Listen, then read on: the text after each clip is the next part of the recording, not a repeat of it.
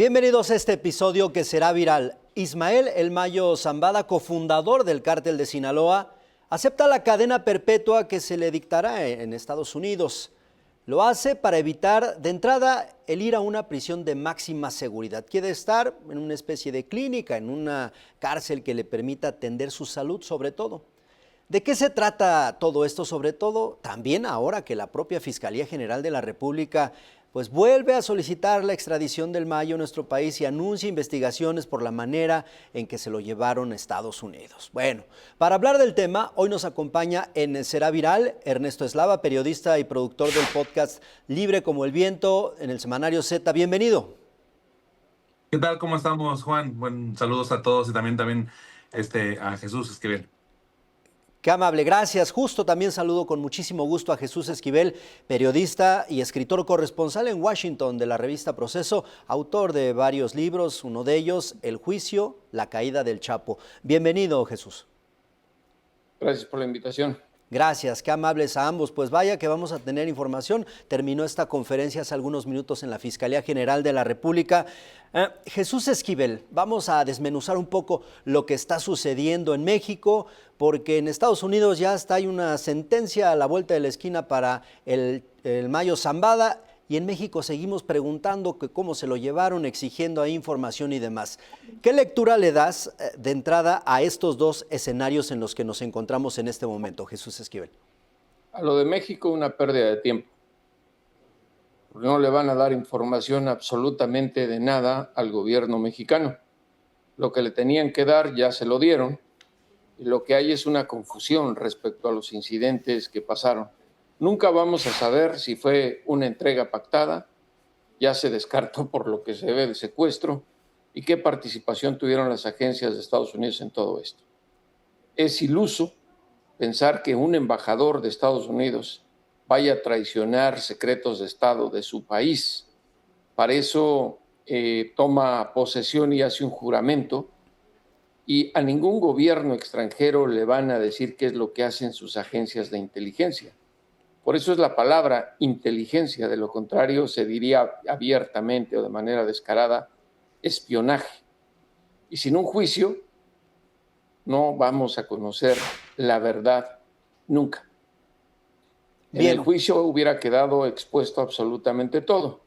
Ahora, la solicitud de extradición pues no se la van a dar porque llegó de una manera muy extraña Ismael El Mayo Zambada García a Santa Teresa, Nuevo México, acompañado de Joaquín Guzmán López, uno de los hijos del Chapo.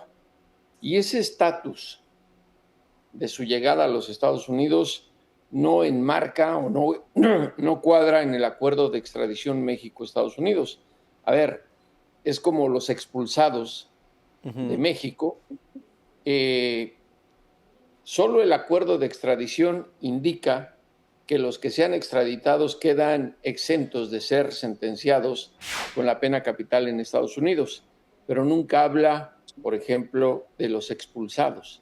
¿Cuál es el estatus legal? Y aquí estamos bajo un misterio todavía sobre el Mayo Zambada. No lo vamos a saber. Y la sentencia, pues el 20 de julio ante el juez Brian Cogan, es como marcan los cánones o reglas por los delitos federales que le imputan de conspiración para traficar drogas a los Estados Unidos. Y eso en automático es cadena perpetua si se le declara culpable. Y él ya aceptó su culpabilidad. Pero me parece que hay una imprecisión en lo que mencionabas, Juan, que va a aceptar la cadena perpetua para que lo manden a una prisión no de máxima seguridad. Toda sentencia a cadena perpetua se van a prisiones de máxima seguridad, todas. Él lo que está pidiendo es que vaya a una de máxima seguridad, que tenga el mejor servicio médico para atender las deficiencias de salud y físicas que tiene. En otras palabras, no lo va a decir, claro, pero no quiero que me manden a Florence, Colorado, donde se encuentra Joaquín El Chapo Guzmán Loera, por ejemplo. Eso es lo que está buscando, pero no es no es que esté evitar solicitando que no vaya a una cárcel de super máxima seguridad. Sí, dándole prioridad, entiendo, Jesús, a los asuntos de salud y sobre todo este último punto que decías, ¿a quién tendría de compañero? Bueno, ahorita abordaremos quizás un poco más al respecto. Ernesto Eslava, ¿tú qué piensas en este sentido? A ver, desde México se siguen exigiendo respuestas y en Estados Unidos de una forma entre cínica y transparente ya se está exponiendo el avión en un museo en el que se lo llevaron y dicen el FBI participó aquí y es más, aquí está uno de los trofeos de guerra. ¿Qué piensas en este sentido, Ernesto Eslava?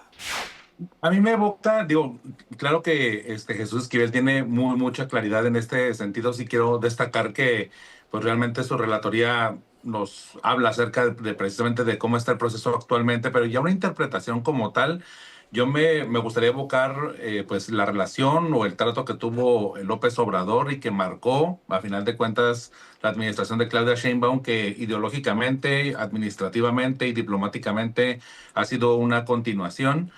Pues poner en evidencia que al momento en el que el expresidente López Obrador muestra información secreta, que muestra o que no cumple precisamente con proteger a los agentes y a diferentes funcionarios de los Estados Unidos, brindando su información confidencial, precisamente exponiéndolo, incluso a los mismos periodistas que incluso le solicitaron algunos detalles de información o entrevistas. Me parece que desde ahí se marcaba una distancia en donde, como lo hacía ver Jesús Esquivel, pues no hay una confianza y pues realmente la información y los procesos que están supuestamente exigiendo, al menos en discurso, pues no se va a dar, ¿no? Que realmente eso es, creo que hay que separar, que una cosa es el discurso y otra cosa es lo que se lleve en procesos de legalidad.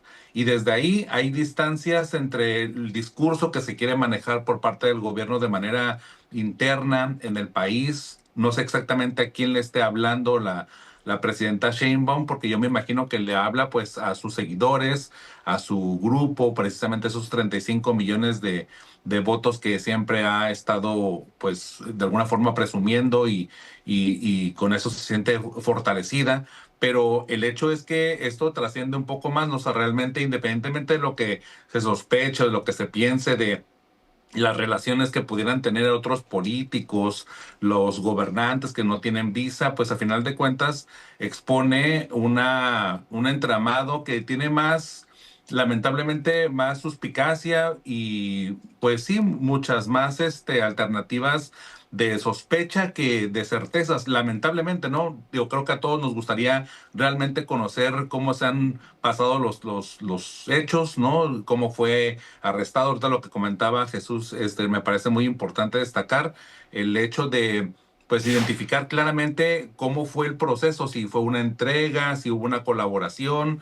Aquí en Baja California, al menos vemos que antes de este tipo de rompimientos diplomáticos, pues había mucha mayor coordinación, por ejemplo, con los Marshalls, había participación con otro tipo de agencias de seguridad para poder atender diferentes pues situaciones, principalmente objetivos de generadores de violencia que se esconden en Tijuana, que se esconden en playas de Rosarito o en otras partes de la comunidad de Baja California. Y a raíz de esto se empieza como a raíz de la falta de confianza de López Obrador con el gobierno de los Estados Unidos, tanto con Joe Biden, porque sí hay que enfatizar que lo del mayo pues ocurre, precisamente se gesta con Joe Biden, después llega Donald Trump a esta línea de tiempo en donde pues la presidenta Sheinbaum y también el presidente López Obrador trataron pues de seguir presionando diplomáticamente al menos que se brindara esta información, pero realmente no ocurrió. Hay una falta de confianza diplomática de ambos lados, realmente no nada más es de los Estados Unidos, pero pues aquí lo que vemos es que Estados Unidos pues tiene los mayores recursos, las facilidades y pues bueno, al menos todavía tiene lugares o elementos seguramente. Pues yo sí un poco voy a apelar otra vez a Jesús porque creo que él lo dijo de manera muy puntual, ¿no? Por no decir infiltrados, ¿no? Por Bien, no decir espionaje en este tipo de situaciones. Seguramente pues hay todavía mayor presencia en claro. esto y pues lamentablemente en el gobierno no hay tanta transparencia ni tanta claridad y tampoco no hay un objetivo, ¿no? Porque Claro. realmente a mí me gustaría saber si la presidenta Sheinbaum o en general la administración federal actual pues tiene un Claro. objetivo claro más allá del discurso de la soberanía, ¿no? Bien, Ernesto Lava, muchas gracias por esta primera intervención. Jesús Esquivel, a ver, comentabas el asunto del ex embajador Ken Salazar. Hoy mismo dice la Fiscalía General de la República, la titular, hay posibilidades de que se le finquen cargos. ¿De qué va este asunto? Y yo agregaría también, ¿qué conflicto diplomático, qué más podría generar este choque que se ha dado en los últimos días, Jesús? Nada, el ruido. Es simplemente ruido para las huestes internas. ¿Un distractor? ¿De qué van a acusar a Ken Salazar? O sea, Él cumplió con lo que tomó juramento. Nadie, embajador de Estados Unidos en ningún país, va a traicionar los secretos de Estado y de seguridad nacional. Parecen ingenuos en el gobierno de México solicitando información.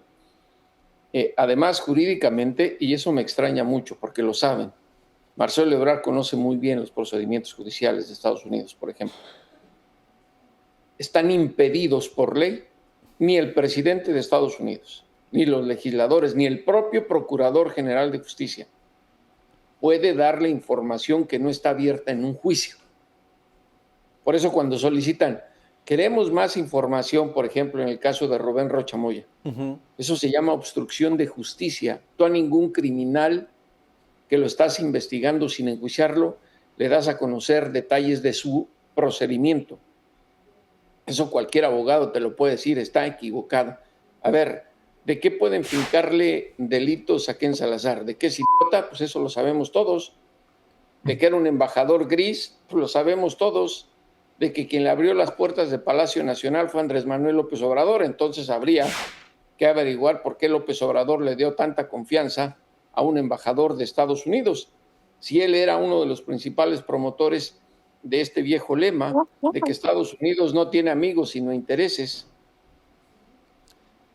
Ahora, Jesús, a ver, algo que a mí me llama muchísimo la atención, ¿por qué en este momento? A ver, terminó el Mundial, bueno, por la parte que le tocaba a México, coincide con la publicación de lo del avión, el museo, y entonces sale México del Mundial y entra el Mayo a la cancha. ¿Por qué en estos tiempos, Jesús?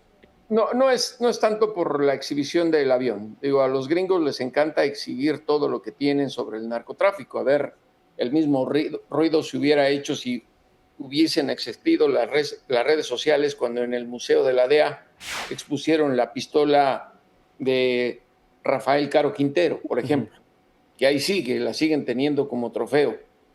Pero lo que ocurre aquí es que se acerca la fecha del juicio. Perdón, de sentencia, que es el 20 de julio. Y eso estaba programado antes del Mundial. Aquí no nos hagamos bolas y no revolvamos situaciones legales de Estados Unidos. A las Cortes Federales y sobre todo al juez Brian Cogan le importa un carajo el Mundial, le importa un carajo la presidenta de México, le importa un carajo el propio presidente Donald Trump. Él es un juez federal. Y a los jueces federales en Estados Unidos hay que tenerles miedo. ¿Quiénes paran a Trump? Los jueces federales. Son más poderosos que el Poder Ejecutivo, y eso ténganlo en cuenta.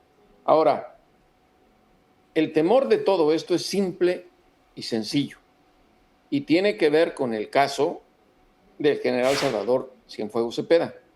Cuando se le iba a enjuiciar, cuando lo detuvieron, López Obrador estaba hasta contento, y dijo, con vamos a saber todo el tema de corrupción. Pero en cuanto los generales le empezaron a decir, ojo, porque si hay un juicio va a salir todo lo de la corrupción del ejército. Y es lo mismo con el caso del Mayo. Estamos hablando del capo de capos del cártel de Sinaloa. Él no fue el cofundador, él fue el fundador.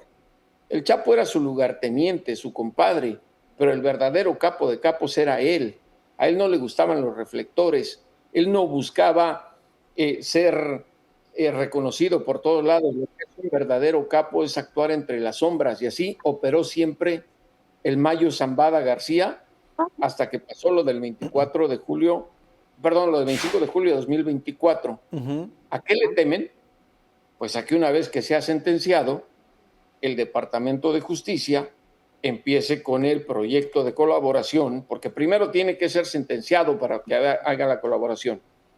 Y ahí en secreto, sin que lo conozcamos los medios de comunicación y nadie más, ni el propio presidente de Estados Unidos, podrá decir quiénes de la Sedena, políticos, expolíticos, policías, expolicías y otros personajes de la vida pública de México han estado involucrados directa o indirectamente con el narcotráfico y específicamente con el cártel de Sinaloa. Es miedo, no es otra cosa. El miedo que seguramente tendría temblando a muchos, no solamente del actual gobierno, de los que incluso se han ido. Hablamos desde hace 50 años. De entrada, exactamente. Ernesto Eslava, a ver, ¿tú qué lectura le das a todo esto? Y sobre todo preguntarte, a ver, ¿hay fundamento jurídico? ¿Qué piensas de esta nueva declaración en donde dicen ya solicitamos que nos envíen al Mayo Zambada? ¿Hay un sustento jurídico en ese sentido? Pues realmente están bajo derecho, digo, a final de cuentas, hacerlo o no, pues una cosa es que lo puedan procesar o iniciar, pero otra cosa es que los jueces les den la razón y realmente puedan hacerlo. A mí lo que me llama la atención rescató mucho lo que acaba de comentar Jesús Esquivel sobre pues Cienfuegos. Creo que es una imagen que a muchos no se nos va a olvidar. En menos de 48 horas López Obrador cambia completamente el discurso, ¿no? Y empieza a defender precisamente a Cienfuegos.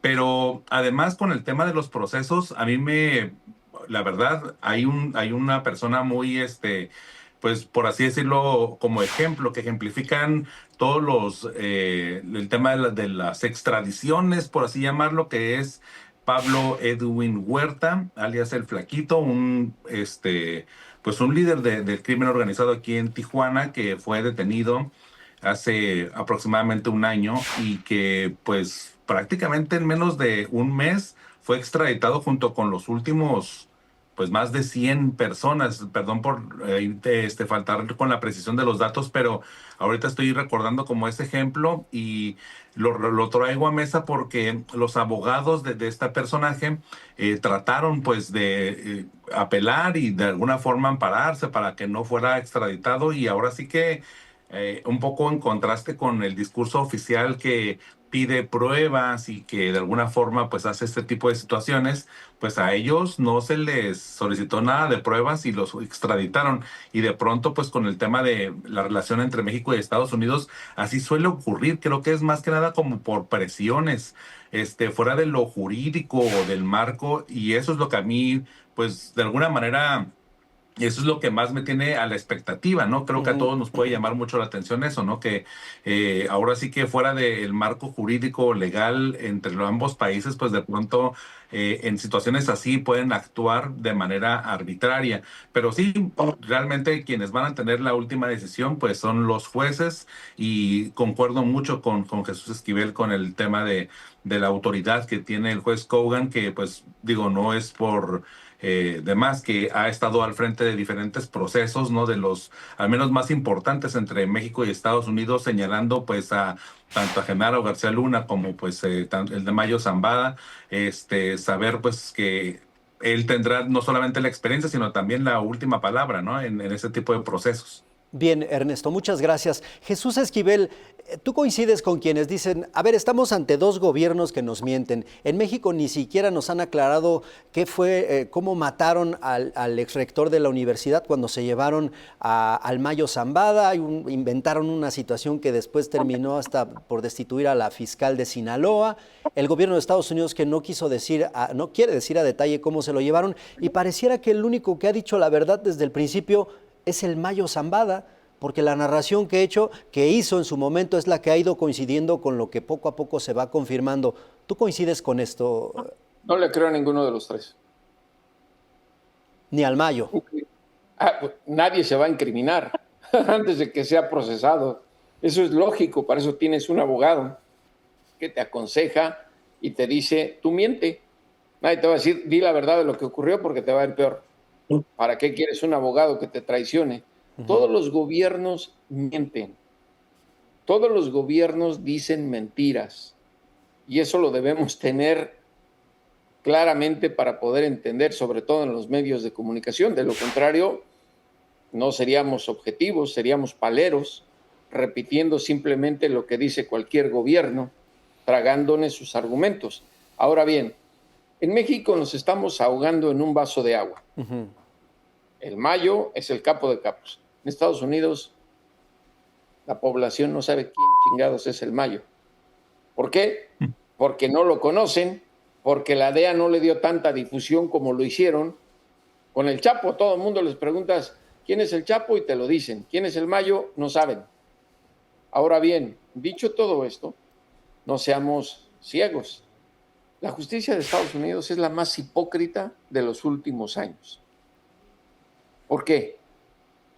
Antes, recuerden, no hace mucho, en las épocas de Pablo Escobar Gaviria en Colombia, los colombianos eran capaces de vender a su mamá, los narcos, con tal de no ser extraditados a Estados Unidos. Ahora, los capos no quieren ser ni siquiera extraditados, quieren entregarse solitos a Estados Unidos. ¿Por qué? Porque no los van a refundir de por vida en una cárcel si hablan. Los van a hacer testigos protegidos y cooperantes. Y al rato, como al Vicentillo, al hijo del Mayo, le cambian la identidad y lo ponen a vivir en medio de quién sabe dónde, bajo un nombre diferente, en medio de estadounidenses que ni han de saber quién era, y lo han de ver, buena onda el mexicano, o lo mismo al Grande, uno de los asesinos más despiadados del cártel de los Beltrán Leiva, que ahora es testigo protegido. ¿Quién le teme a la justicia de Estados Unidos ya? Esa es la hipocresía. Hablan de narcoterrorismo, que el fentanilo es un arma de destrucción masiva y no cumplen con las leyes, porque la ley contra el terrorismo lo dice claramente. Con un terrorista no se negocia y están negociando con supuestos terroristas. La ley contra el terrorismo en Estados Unidos a nivel federal lo dice perfectamente. Cualquier persona de la ciudad estadounidense o de otra ciudadanía que directa o indirectamente colabore con una organización designada como terrorista se debe considerar y perseguir como terrorista. ¿Quién le proporciona las armas a los narcoterroristas de México? Los fabricantes de armas gringos. ¿Quiénes lavan dinero en Estados Unidos? Los sistemas financieros de Estados Unidos deberían de ser bancos terroristas. Hay gringos que venden las drogas, hay cárteles en Estados Unidos. A ver, mienten a todas luces. Se llama conveniencia y disque seguridad nacional. Aquí, yo insisto, el gran temor con el Mayo y con los otros que están hablando es que se empañe más la imagen de instituciones como la Sedena por la narcocorrupción. Bien, bien, Jesús. Yo me quedo pensando en que quizás sí hay quien le tema a la justicia de Estados Unidos y lo estamos viendo con Rocha Moya y los de la lista que le acompañan que están agazapados y no solo eso, desde la trinchera del gobierno los están defendiendo. ¿Tú qué piensas en este sentido, Ernesto Eslava? ¿Cómo va a impactar todo lo que estamos viendo con el Mayo Zambada en esta lista que tiene pendiente de ejecutar el gobierno de Estados Unidos? Mira, sin lugar a dudas, ninguna organización criminal sin la anuencia de algún de los gobiernos puede crecer, ¿no? Eso es muy claro y muy obvio, lo hemos visto en todo el país, en Tijuana, que es la ciudad más violenta de Baja California, creo que ocupamos más del 60-70% de la violencia, de los homicidios dolosos que se registran en Baja California, pero además, bueno, pues seguramente siempre hemos estado dentro del top 10 de las ciudades más violentas del país. Lo podemos identificar, ¿no? Que pues realmente ha sido entre pugnas y entre pues implicaciones o acuerdos que hay con los gobiernos actuales, ¿no? En diferentes circunstancias. Y me parece que lo vemos constantemente. Yo quiero aquí pues contar una anécdota, a lo mejor sonará muy inocente, pero ocurre y está pasando. A mí me han confiado diferentes funcionarios municipales y del gobierno del estado que, por ejemplo, al momento de estar haciendo su revalidación para la visa estadounidense para cruzar los Estados Unidos, que aquí en Baja California, específicamente en Tijuana, en Mexicali, que tenemos ciudades vecinas bastante económicamente activas y con una comunidad de mexicoamericanos bastante importante, pues ellos al momento de solicitar, pues están omitiendo trabajar para el gobierno o sus simpatías por el partido en turno. Y eso me parece que a lo mejor suena a verdad algo muy cómico, suena algo muy pequeño, ¿eh?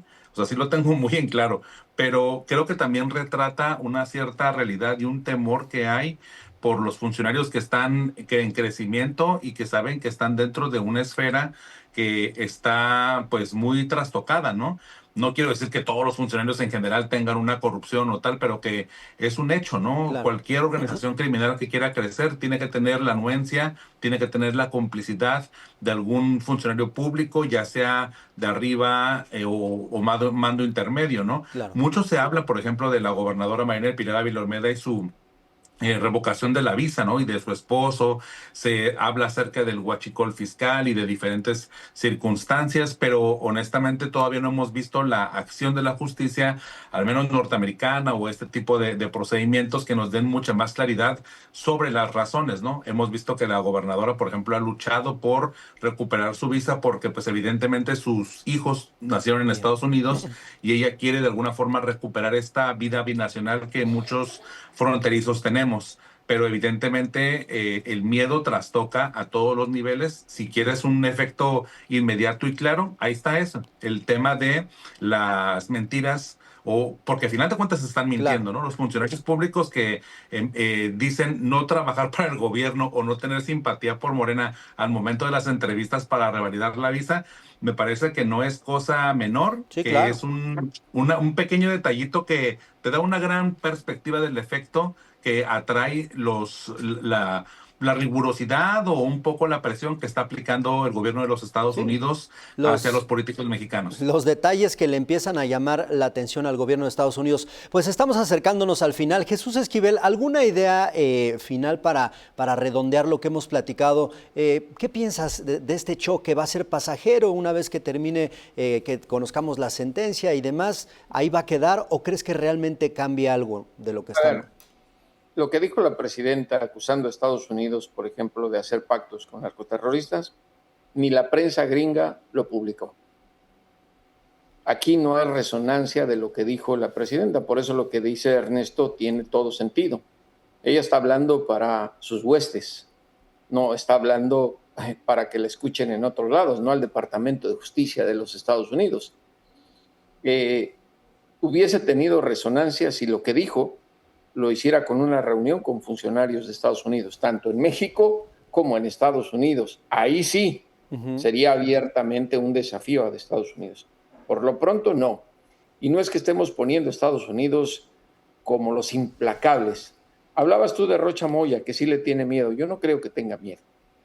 Lo que tienen es precaución, porque con una pieza se va estirando el hilo y llegas al final de dónde está la narcocorrupción. A ver, hay otro detalle que se nos olvida a la prensa mexicana. Todos lo vimos, la espectacularidad del juicio del Chapo, y cuando empezaron a desfilar los testigos, que se aparece el Vicentillo, el Grande, policías, todos los que tú quieras, y empiezan a hablar qué hicieron los fiscales que no nos avisaron. Estaban elaborando otros expedientes judiciales en contra de otros personajes.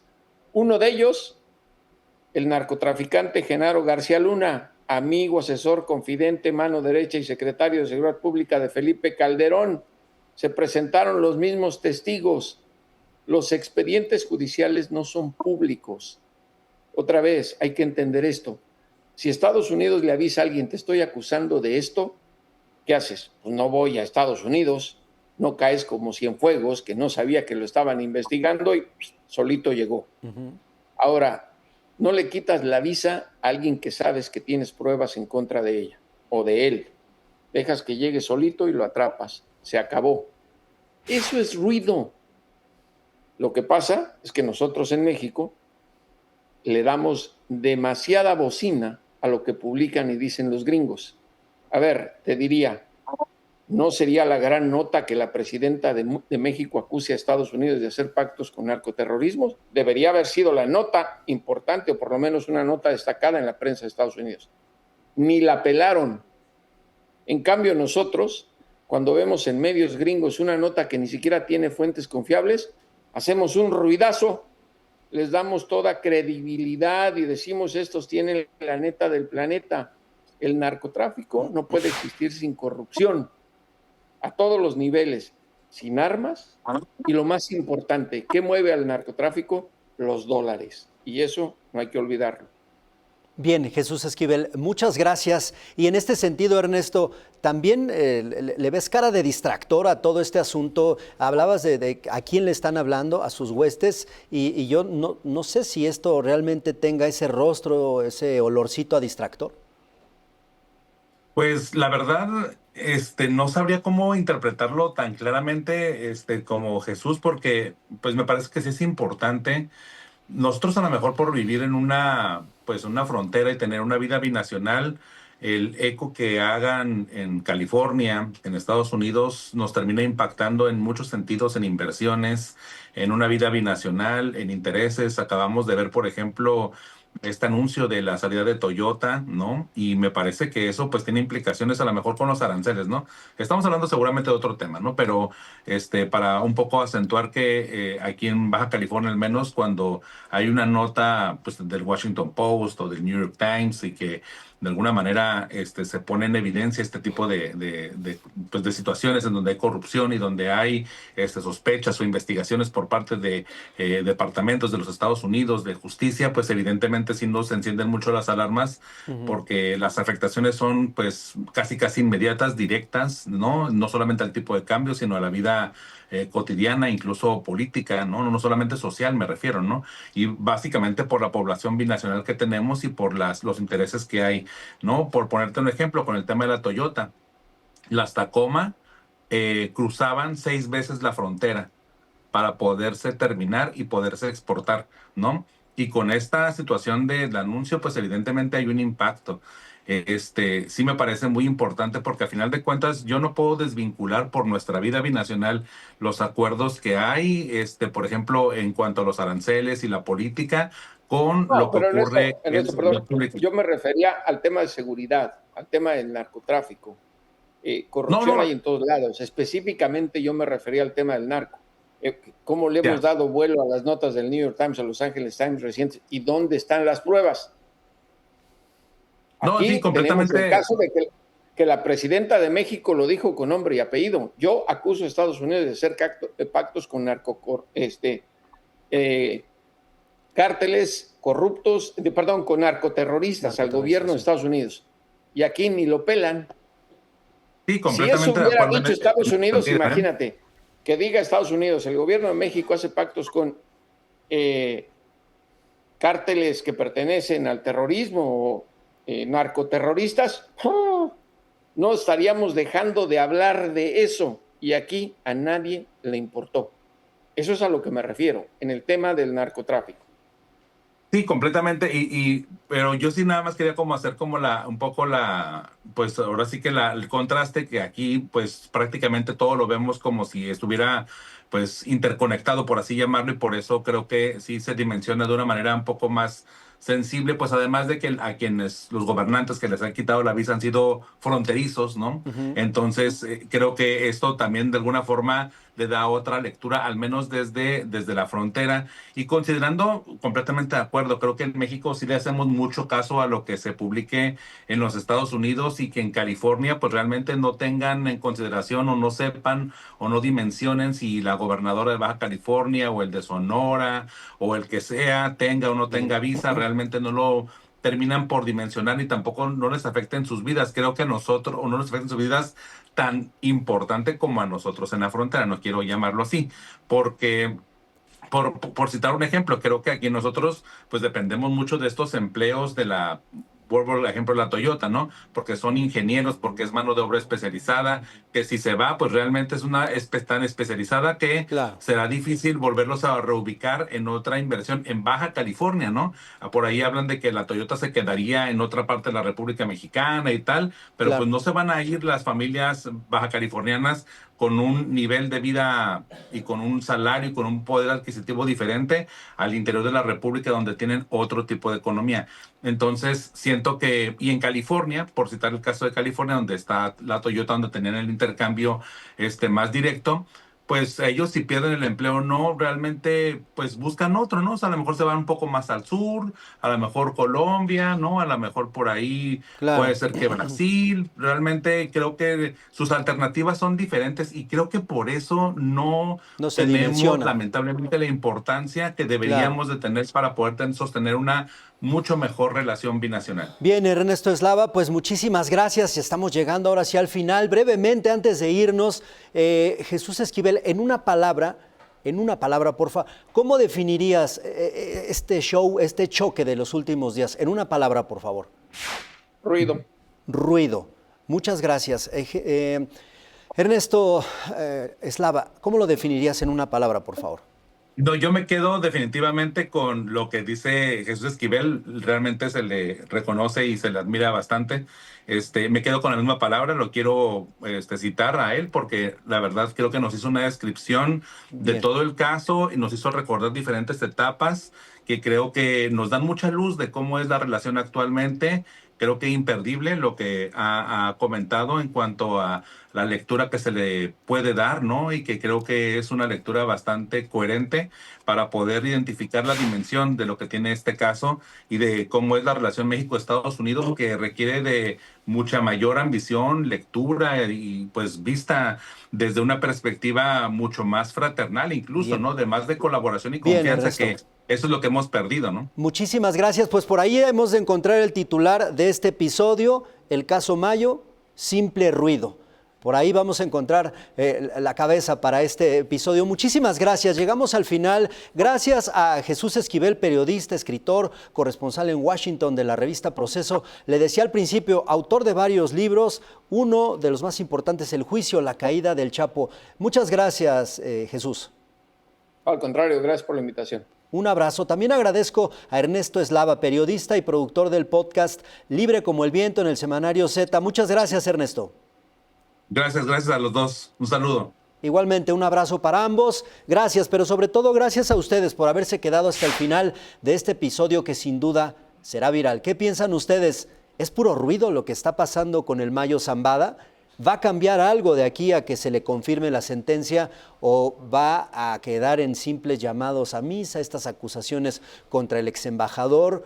Y yo decía, el temor que pueden tener los políticos que están en la lista de Estados Unidos en el sentido de lo que pueda sumar o cantar el propio Mayo Zambada. ¿Qué piensan ustedes? Ojalá que puedan dejarnos un comentario, pero sobre todo ojalá que compartan este episodio para que llegue a más gente y ojalá que nos acompañen en el próximo Será Viral. Yo soy Juan Rivas. Pásenla bien, por favor.